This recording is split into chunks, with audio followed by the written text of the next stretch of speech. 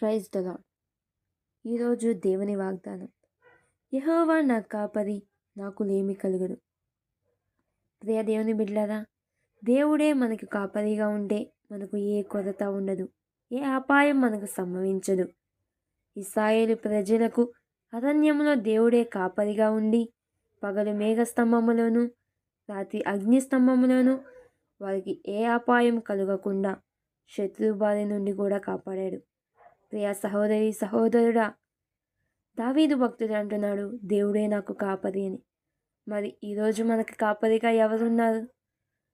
మనం కూడా కాపరిగా దేవుడినే ఉంచుకొని, దేవుడే మనకు కాపరిగా ఉంటే మనకు ఏ కొరత ఉండదు, ఏ అపాయము కూడా సంభవించదు. కాబట్టి ఈ రోజు నుంచి మన కాపరిగా దేవుడినే ఉంచుకుందాం, ఆయన ఇచ్చే ఆశీర్వాదాలు పొందుకుందాం. ఆమేన్.